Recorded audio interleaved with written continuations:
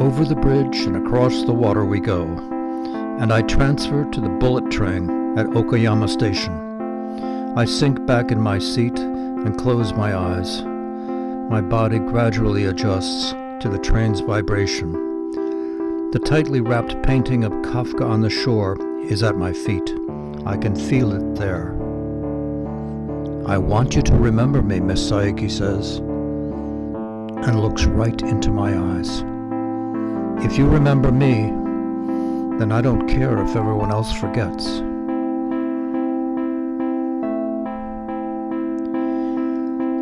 Time weighs down on you like an old, ambiguous dream. You keep on moving, trying to slip through it.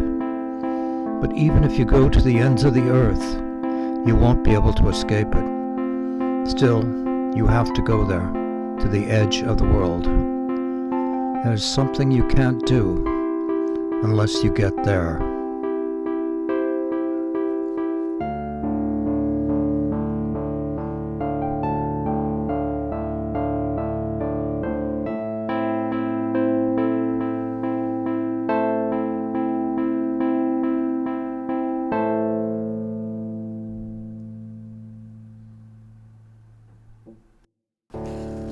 The Forks Falls Highway is 3 miles from the town, and it is here the chain gang has been working. The road is of macadam, and the county decided to patch up the rough places and widen it at a certain dangerous place. The gang is made up of 12 men, all wearing black and white striped prison suits and chained at the ankles. There's a guard with a gun, his eyes drawn to red slits by the glare. The gang works all the day long, arriving huddled in the prison cart soon after daybreak, and being driven off again in the gray August twilight. All day there is the sound of the picks striking into the clay earth, hard sunlight, the smell of sweat. And every day there is music. One dark voice will start a phrase, half sung, and like a question. And after a moment, another voice will join in. Soon the whole gang will be singing. The voices are dark in the golden glare, the music intricately blended, both somber and joyful. The music will swell until at last it seems that the sound does not come from the 12 men on the gang, but from the earth itself or the wide sky. It is music that causes the heart to broaden and the listener to grow cold with ecstasy and fright. Then slowly the music will sink down until at last there remains one lonely voice, then a great hoarse breath, the sun, the sound of the picks in the silence. And what kind of gang is this that can make such music? Just 12 mortal men, 7 of them black and 5 of them white boys from this county. Just 12 mortal men who are together.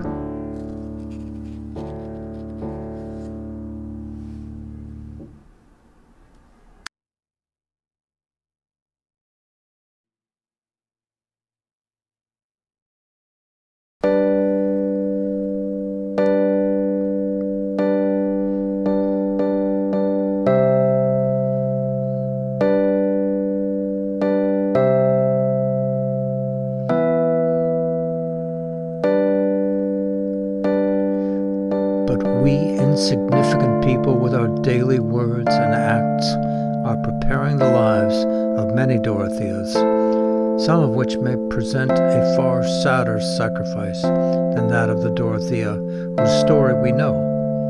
Her finely touched spirit had still its fine issues, though they were not widely visible.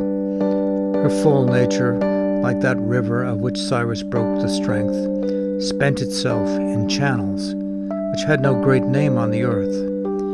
But the effect of her being on those around her was incalculably diffusive, for the growing good of the world is partly dependent on unhistoric acts, and that things are not so ill with you and me as they might have been is half owing to the number who lived faithfully a hidden life and rest in unvisited tombs.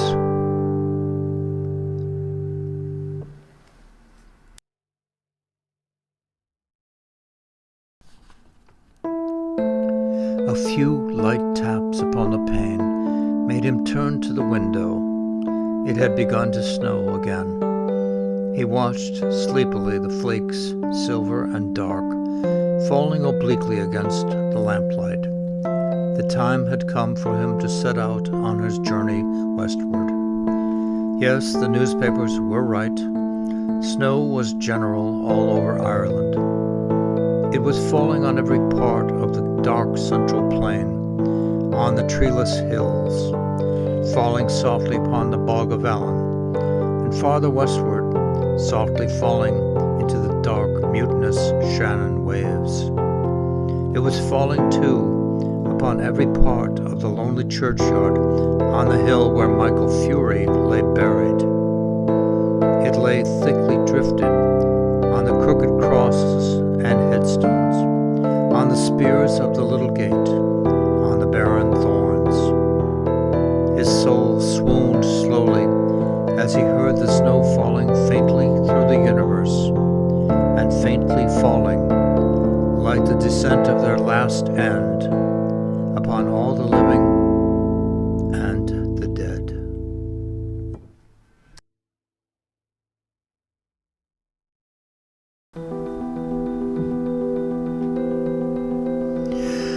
On the other side lie thousands more shining wet stones. On each grows lichen in crusts, lichen in scales. She could spend a year studying any one of them. Beyond the stones, a roar rises, the roar of something perpetually in motion, seething, changing, moving, the sea. Dawn takes an hour, and she tries not to blink for any of it. First comes a slow spread of purples, then blues, a diversity of hues infinitely more complex and rich than any simulation inside the library. She stands barefoot in the water up to her ankles, the low, flat surf moving ceaselessly in 1,000 different vectors.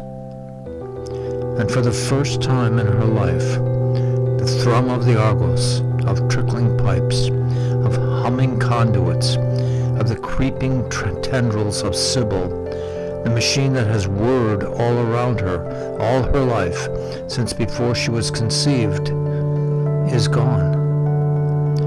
Sybil? Nothing.